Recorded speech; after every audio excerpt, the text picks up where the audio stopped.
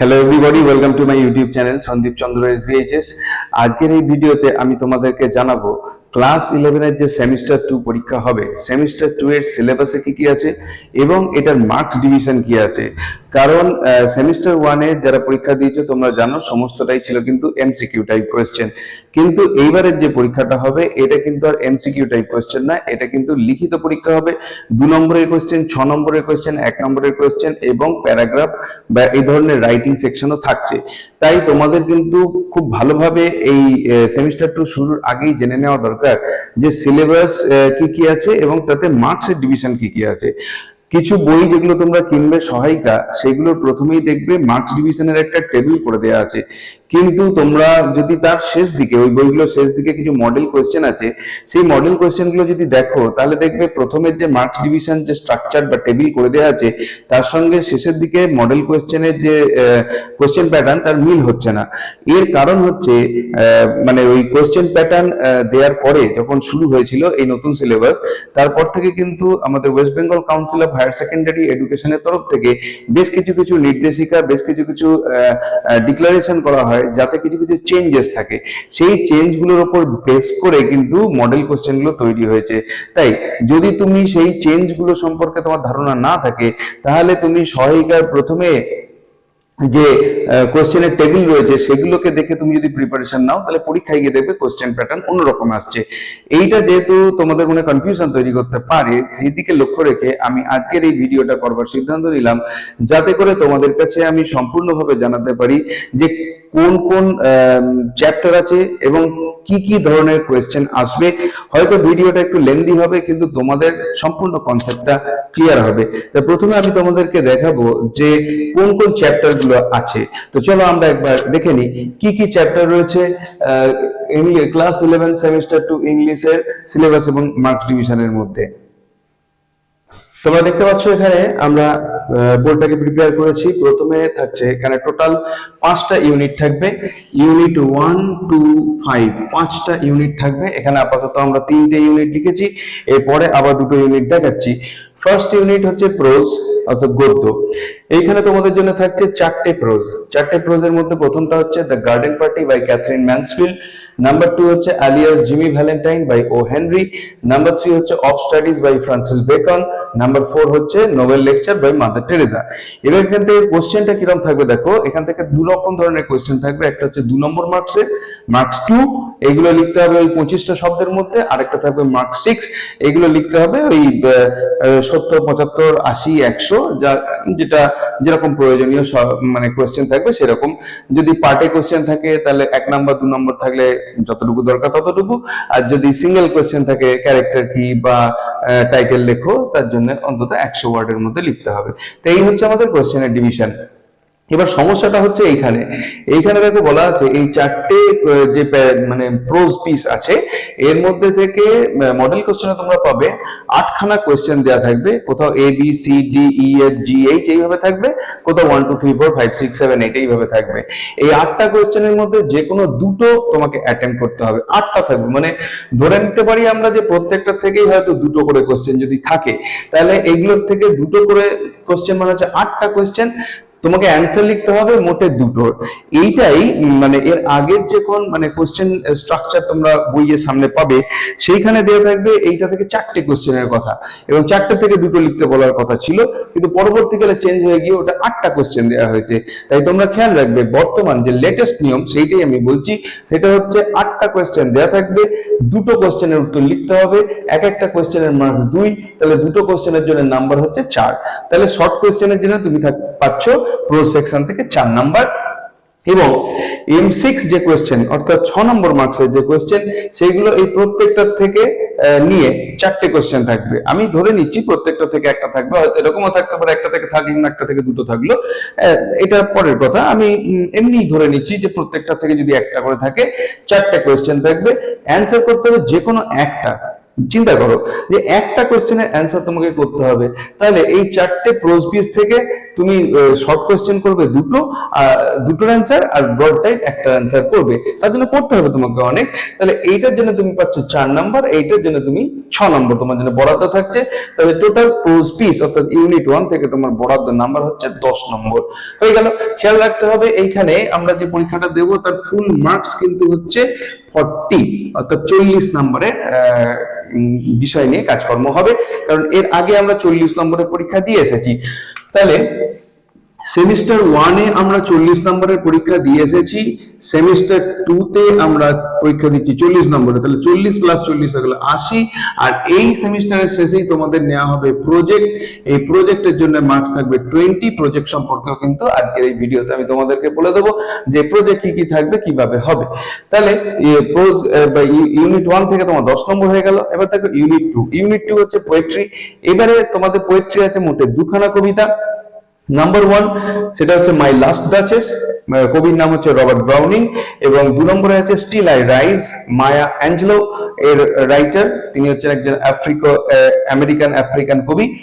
তো দারুণ দুটো কবিতা রয়েছে। এইখান থেকে কোশ্চেন প্যাটার্ন দেখি আমরা। কোশ্চেন প্যাটার্ন রয়েছে M2 অর্থাৎ এরই মতো M2 এবং M6, মানে মার্কস 2 এবং মার্কস 6 এর মানে নাম্বার ডিভিশন রয়েছে। মার্কস 2 তে অর্থাৎ 2 নম্বর বেসিসের কোশ্চেনের জন্য তোমাকে দেওয়া হবে 4টে কোশ্চেন। আমি ধরে নিচ্ছি এটা থেকে দুটো, এটা থেকে দুটো কোশ্চেন হয়তো দেওয়া হবে, তোমাকে অ্যান্সার করতে হবে যে কোনো দুটো, মানে এই 4টের মধ্যে থেকে দুটো তুমি অ্যান্সার করবে।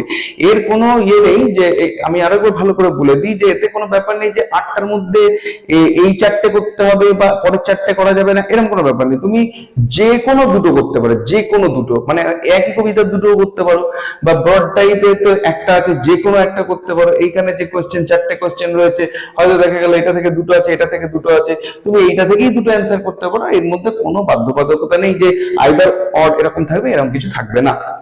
নেক্সট থাকছে M6 এ, এখান থেকে দুটো কোশ্চেন থাকবে, যে কোনো একটা লিখতে হবে।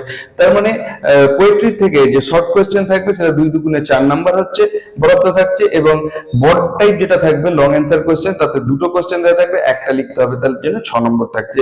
তাহলে এই দুই মিলিয়ে কিন্তু পোয়েট্রি থেকে অর্থাৎ ইউনিট 2 থেকে তোমার মার্কস বরাদ্দ হলো 10 নম্বর। তাহলে আমার 10 নম্বর 20 নম্বরের কিন্তু কাজ এখানে হয়ে গেল। নেক্সট ইউনিট আসছে ইউনিট 3। ইউনিট 3 তে থাকছে rapid reader. Rapid reader the folk tales of Bengal, হয়তো বইটার নাম, যার রাইটার হচ্ছেন লাল বিহারী দে। এইখান থেকে 3খানা গল্প ফোক টেলস নেওয়া হয়েছে। নাম্বার 1 হচ্ছে দ্য ঘোস্ট ব্রাহ্মণ, নাম্বার 2 হচ্ছে এ ঘোস্টলি ওয়াইফ, এবং নাম্বার 3 হচ্ছে the man who wish to be perfect. এইখান থেকে খুব সোজা বিষয়, এখানে কোনো শর্ট কোয়েশ্চেনের ব্যাপার নেই। এখানে একই রকম কোয়েশ্চেন হচ্ছে, সেটা হচ্ছে মার্কস 5 এর অর্থাৎ 5 নম্বর, মানে এইগুলোই কিন্তু 6 নম্বরের কোয়েশ্চেন বড়টা, আর এইটাই কিন্তু বড় টাইপ কোয়েশ্চেন হচ্ছে 5 নম্বরের। তাহলে এখানে 10 হয়ে গেছে, এখানে 10 হয়ে গেছে, আর এইখান থেকে কি থাকবে না 3টে কোশ্চেন থাকবে। আমি ধরে নিচ্ছি প্রত্যেকটা থেকে হয়তো একটা করে কোশ্চেন থাকবে, 3টে কোশ্চেন, এবং অ্যান্সার করতে হবে যে কোনো একটা, যে কোনো একটা কোশ্চেনের অ্যান্সার করবে 5 নম্বরের জন্য 5। তাহলে এই 3টে ইউনিট প্রোজ, পোয়েট্রি এবং ড্রামা থেকে আমাদের মার্কস হয়ে গেল এখানে 25। তাহলে এর পরে যে জিনিসগুলো পড়ে থাকছে সেগুলো সম্পর্কে এবার আমি তোমাদেরকে বলছি। তাহলে এবারে দেখো আমরা চলে এসেছি ইউনিট 4-এ। ইউনিট 3 হয়ে গেল, ইউনিট 4-এ আসছি। ইউনিট 4 কিন্তু অত্যন্ত গুরুত্বপূর্ণ একটা জায়গা, এই জায়গাটাকে ভালো করে বুঝতে হবে, কারণ এর আগে যে মার্কস ডিস্ট্রিবিউশন ছিল তাতে বেশ কিছু যে ধরনের বলা ছিল তার থেকে কিন্তু একটু চেঞ্জ হয়ে গেছে। তাই বুঝবো একটু গ্রামার হবে নন টেক্সচুয়াল। তার মানে এখানে এর আগের যে সেমিস্টার 1-এ আমরা যে শুধুমাত্র সার্কেলিং করেছিলাম, এখানে কিন্তু খাতায় আমাদের করতে হবে, এবং সেই গ্রামারগুলো কোনোটাই টেক্সট বেসিস হবে না, মানে টেক্সটের লাইন তুলে কোনো কোশ্চেন হবে না। এগুলো র্যান্ডামলি যেখান থেকে যেরকম পাওয়া যায়, মাধ্যমিকে যেরকম গ্রামার দেওয়া হতো সেরকম টাইপেরই তোমরা পাবে। এইখানে যে যে টপিক গুলো দেওয়া আছে, ভাস্ট টপিক দেওয়া আছে, তোমরা দেখতে পারো। মোটে এটার জন্য নাম্বার আছে কিন্তু 5টা নম্বরের জন্য তোমাদের পড়তে হবে কত কি, দেখো টেন্স পড়তে হবে। টেন্সটা কি কাজে লাগবে না, প্রপার ফর্ম অফ ভার্ব, যেগুলো মাধ্যমিকের সময় তোমরা করেছো, শূন্যস্থান পূরণ পাশে ব্র্যাকেটে দেওয়া থাকতো ভার্বটা, বা 3টে করে অপশন দেওয়া থাকতো। এখানে একটুখানি চেঞ্জ হবে, এখানে কিন্তু শুধুমাত্র প্রপার ফর্ম অফ ভার্বের ক্ষেত্রে যে ফিল ইন দা ব্ল্যাঙ্ক হবে, সেখানে কিন্তু অনলি রুট ভার্বটা দেওয়া থাকবে। রুট ভার্ব, ধরো শুধু দেওয়া আছে গো, এবার সেটা গো হবে না, গোজ হবে না, ওয়েন্ট হবে না, হ্যাড গান হবে, সেটা কিন্তু তোমাকে লাইন করে বিচার করতে হবে। মাধ্যমিকে কিন্তু তোমাদেরকে টোটালটা দেওয়া থাকতো তিনটে অপশন, একটা টিক মেরে দিতে হতো। এখানে জিনিসটাকে একটু চেঞ্জ করে দিয়েছে। তাহলে টেন্স থাকবে ভয়েস, ভয়েস মানে হচ্ছে ভয়েস চেঞ্জ, যত ধরনের ভয়েস চেঞ্জ হয় ভয়েস চেঞ্জের অল টপিক তোমাকে করতে হবে। ফ্রেজাল ভার্ব তোমরা মাধ্যমিকে করেছো, সেটা থাকবে। প্রিপোজিশন, প্রিপোজিশন বা অ্যাপ্রোপ্রিয়েট প্রিপোজিশন তোমাদের করতে হবে। ক্লজ, ক্লজ মানে হচ্ছে মেইন ক্লজের সঙ্গে subordinate clause, noun clause, adjective clause, adverbial clause, prepositional clause, এগুলো সব জানতে হবে। পার্টিসিপল, ভার্ব প্লাস আইএনজি যেগুলো হয়, জিরান্ড, এটাও ভার্ব প্লাস আইএনজি, জিরান্ড পার্টিসিপলের পার্থক্য বুঝতে হবে। এবং তার সঙ্গে থাকছে ট্রান্সফরমেশন অফ সেন্টেন্সেস বলে ছেড়ে দিয়েছে। কিন্তু এই ট্রান্সফরমেশন অফ সেন্টেন্সের ভেতরে কতগুলো জিনিস আছে যেগুলো তোমাদের সবই তৈরি করতে হবে, যার মধ্যে আছে সিম্পল, কমপ্লেক্স এবং কম্পাউন্ড সেন্টেন্সের ভেতরে ইন্টারচেঞ্জ, সিম্পল থেকে কমপ্লেক্স করো, কমপ্লেক্স থেকে কম্পাউন্ড করো, ঘুরিয়ে এসো। অ্যাপারেটিভ, নেগেটিভ, হ্যাঁ বাচক থেকে না বাচক, ইন্টারচেঞ্জ। অ্যাসার্টিভ, ইন্টারোগেটিভ, এক্সক্লামেটরি, এই ধরনের সেন্টেন্সগুলোর মধ্যে ইন্টারচেঞ্জ। পার্টস অফ স্পিচ মানে interchange of parts of speech, অর্থাৎ নাউন দেওয়া আছে, আন্ডারলাইন করা আছে, বলা হলো তাকে অ্যাডজেক্টিভ করে লেখো, এই ধরনের জিনিসগুলো থাকবে। ডিগ্রি, ডিগ্রি অফ কম্প্যারিজন মানে হচ্ছে ওই সেই positive degree, comparative degree, superlative degree, এদের মধ্যে ইন্টারচেঞ্জ। এবং থাকবে ন্যারেশন চেঞ্জ, ন্যারেশন চেঞ্জ এখানে আলাদা করে বলা নেই, কিন্তু ট্রান্সফরমেশন অফ সেন্টেন্স মানে তার ভিতরে ন্যারেশন চেঞ্জ কিন্তু ঢুকবে। সুতরাং ন্যারেশন চেঞ্জের সমস্ত ধরনের হেডিং গুলো তোমার মানে সমস্ত ধরনের টাইপ গুলো করে রাখতে হবে। যদিও আমার মনে হয় ন্যারেশন চেঞ্জ থেকে কোশ্চেন আসার সম্ভাবনাটা কম, কিন্তু তবুও আমাদের করে রাখতে হবে। তার সঙ্গে সঙ্গে বলা আছে with error correction from above topics, এই টপিকগুলোর উপরে এরকমও থাকতে পারে যে একটা দিয়ে বলা হলো যে এইখানের মধ্যে এরর আছে বার করো, তোমাকে এররটাও খুঁজে বার করতে হতে পারে। তাহলে এত ভাস্ট জিনিস আমাদেরকে কিন্তু করতে হবে। এবং তার জন্য আমাদের নাম্বার ডিভিশন কি সমস্তটাই ডু অ্যাজ ডাইরেক্টেড বেসিসে আছে। 5টা নাম্বার আছে, প্রত্যেকটার জন্য 1 নাম্বার আছে। এর মধ্যে 4টে কোশ্চেন তো সরাসরি ডু অ্যাজ ডাইরেক্টেড, যাতে বলা হবে যে ভয়েস চেঞ্জ করো, বা এখানে ফ্রেজাল ভার্ব লেখো, বা এখানে তোমার হচ্ছে পার্টিসিপল দিয়ে জয়েন করো, জয়েনিং স্প্লিটিং এগুলো চলে আসে, বা এটাকে ট্রান্সফরমেশন করো, বা ন্যারেশন চেঞ্জ করো, সিম্পল কমপ্লেক্স কম্পাউন্ডে চেঞ্জ করো, যে কোনো একটা বলা হলো। এইরকম ধরনের 4খানা কোশ্চেন থাকবে। আর একটা কোশ্চেন থাকবে, সেটা দুটো ফিল ইন দ্য ব্ল্যাঙ্কস থাকবে। ফিল ইন দ্য ব্ল্যাঙ্কস গুলো মূলত দুটো টপিকের থেকে পাওয়া যায়, একটা হচ্ছে প্রিপোজিশন থেকে, আর একটা হচ্ছে টেন্স মানে যেটা আমি বললাম প্রপার ফর্মস অফ ভার্ব। এই দুটো টপিকের উপর থেকে কিন্তু তোমার ফিল ইন দ্য ব্ল্যাঙ্কস থাকবে, দুখানা গ্যাপ থাকবে, দুটো গ্যাপের জন্য 0.5 কথাটা মনে হচ্ছে হাফ নাম্বার করে থাকবে, হাফ ইন্টু 2 সমান 1 মার্কস থাকবে। তাহলে এই 2000 থেকে 4 নম্বর, আর এখান থেকে 1 নম্বর, টোটাল 5 নম্বর। এর আগে দেখো আমি বলেছিলাম যে ইউনিট 3 অবধি ইউনিট 1 প্লাস 2 প্লাস 3 মিলিয়ে আমাদের 25 নম্বর হয়েছিল। ইউনিট 4 এর জন্য আরো পাচ্ছি আমরা 5 নম্বর, টোটাল হয়ে গেল 30 নম্বর। বাকি থাকছে আর 10 নম্বর। সেই 10 নম্বর কোথা থেকে পাবো? সেই 10 নম্বর পাবো ইউনিট 5 রাইটিং সেকশন থেকে।